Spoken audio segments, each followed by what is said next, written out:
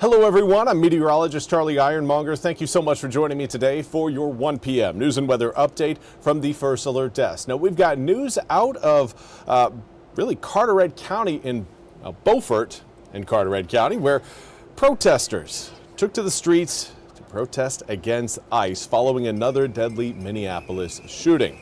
Now on Sunday, around 200 people gathered in front of Carteret County Courthouse with signs, whistles, and music for a protest planned immediately after the shooting death of Alex Pretty. Dale Bridges, who helped organize the protest, said, quote, "So we literally had posted this on Facebook yesterday afternoon, and again, because we are a tight, locally organized community with a lot of progressive people, it got picked up and pushed out to all of her social media," end quote.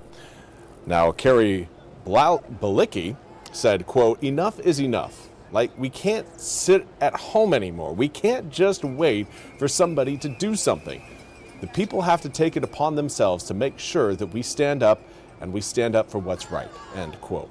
Now, the crowd came to protest what many protesters were calling the unjust actions of ICE and Border Patrol. Several protesters told WITN they were glad to see the turnout, and they hoped people driving by would see the unity of the town. Now, Bridges said the way Pretty died had an impact on everyone gathered in Beaufort. He went on to say, quote, "I think this visibility, this community, this message, this many people turning out cannot do anything but let people know that we all care about this country. We care about people being slaughtered, and it's got to stop," end quote.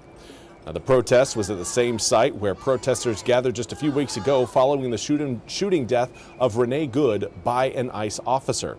Organizers say this was the largest pop-up protest they had ever seen. And now we want to turn our attention to an incredible feat where Alex Honnold free climbed a skyscraper in Taiwan. NBC's Molly Hunter has more on the incredible athletic stunt.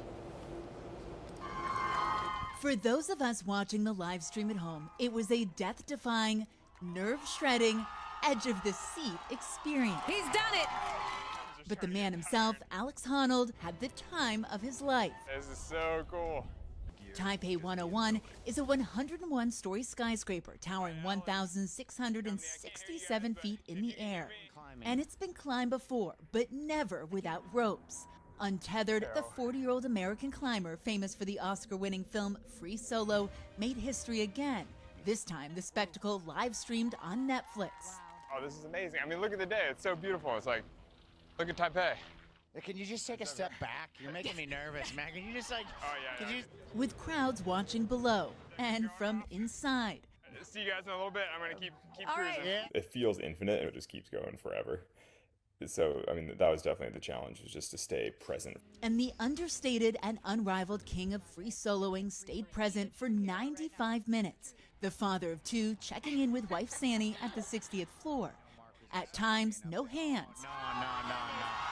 And at other times, hanging in the air. To the delight and terror of the hosts and crowds below. It's an opportunity, this man says, to see the climbing demigod. The Taipei landmark captured Honnold's imagination a decade ago, but hauling himself up onto that final spire, he looked neither exhausted nor terrified. It's kind of like a happy tired. I know I'm going to cross the finish line, and I feel great. With enough left in the tank to snap this victorious selfie. It's a lot less scary to stand on the top of the building than it is to climb the side of the building, that's for sure. The whole experience was really pretty amazing, though. At the top of the world, sharing a short, triumphant thought with us mere mortals. Sick.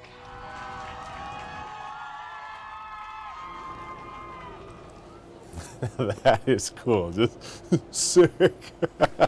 Oh, man. Good for him. Glad it all went planned. But yeah, you won't catch me doing that. That's next level adrenaline junkie right there.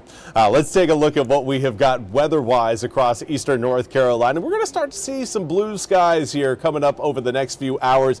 Starting to again see maybe a few peaks of blue across parts of the east. Unfortunately, those of you watching in New Bern, You're not one of those spots, at least not through this camera angle. 41 degrees along the Neuse River in New Bern, comes with a north-northwesterly breeze at about 15 miles per hour. It makes it feel like 33. Yeah, it is certainly a chilly one out there when you factor in the breeze. As far as raindrops go, we've seen a lot of those pull away from the coast, but we are still looking at the residual cloud cover left over from those drops. In fact, it does look like we've actually cooled down a little bit across, looks like Keaton'sville. I believe it was at 40 degrees at last check. But regardless, north-northwesterly winds will continue to try to cool us down through the day. The only reason why we are going to be warming up as we head into the afternoon by maybe another 3, 4, 5 degrees is that we're going to be seeing some sunshine. That will help take our air temperatures, I would say, into the upper 30s to low 40s. But winds are going to do pretty much whatever they can to again keep us cold. And in fact, they're going to be very effective overnight tonight with air temperatures dropping all the way down into really the teens as we wake up tomorrow morning. By the time we reach 3 p.m. this afternoon, we're looking again at highs at around 40 degrees. We head into the evening hours, we'll go from 37 at 5 to 33 at 6, 31 by 7, and we continue to see the temperatures fall through the evening, mid-20s by 10, and we'll hold at around 25 to 24 degrees between 11 p.m. to midnight. That'll set us up for, again, the 16, 17, 18 degree range early tomorrow morning. Get ready for some frigid air across the region. We've got plenty of sunshine, though, to go along with that frigid air. 22 degrees by 9 tomorrow, turns to 29 by 11. Getting above freezing, or at least flirting with it, by the time we get to around, I would say, noon to 1 p.m. Do note those winds coming in out of the southwest tomorrow afternoon. That won't do much for tomorrow's air temperatures, but it will set the stage for more warming coming up as we head through your Wednesday. Wednesday right now is looking like the warmest day of the week. And spoiler alert, it may only be a degree or two warmer than today. So it's, again, just straight up going to be a cold week here in eastern North Carolina. Obviously, the cold air is here from last night's cold front.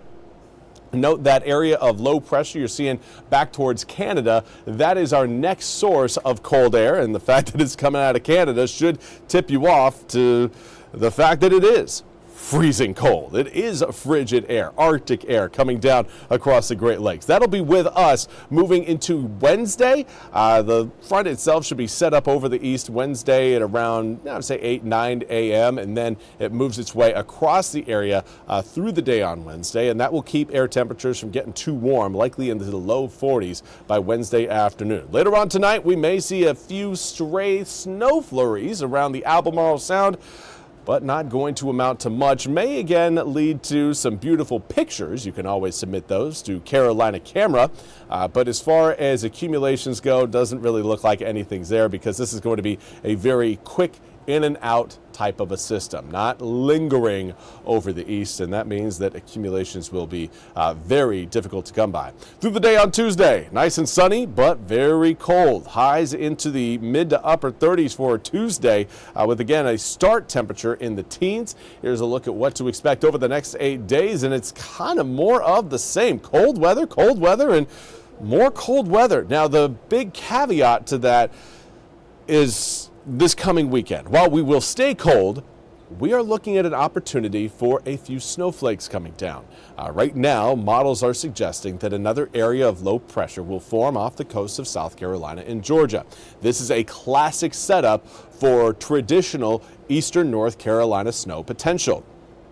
Some of our biggest snow systems have come because of this type of setup. Now, we will see how close that area of low pressure gets to us over the weekend. But right now, it does look like, again, we will be cold enough to support some snowflakes, certainly Saturday night into Sunday. But the question is, how much moisture is going to be present by that point? So it's still a possibility. It is not a certainty. And as I think by the time we get to Wednesday and Thursday, we will have a much better read on whether or not we're going to see snowflakes and how much snowflakes we could potentially see. For right now, it's a chance. It's not something I'm betting money on, but it is something that I am certainly keeping an eye on. Well, that's all we have time for today's 1 p.m. news and weather update from the First Alert Desk. I do see Mary Lloyd. Are we getting snow this weekend? Again, still too early to tell. It's a possibility. The chance is clearly there. The question is there going to be anything that kind of fouls that chance up between now and, of course, Saturday night? There's a lot of time, again, for something to go a little bit haywire. And you know, when you're talking about snow in eastern North Carolina, it takes everything coming together just right in order to get snow. One thing is left out, or you get a little bit too warm, and that snowfall forecast turns into sleet, freezing rain, or just cold rain. Regardless, again, we'll keep an eye on that, but for now, that's all we have time for. We will be back with more news and weather coming up at 2 o'clock. Until then, have a fantastic rest of your Monday.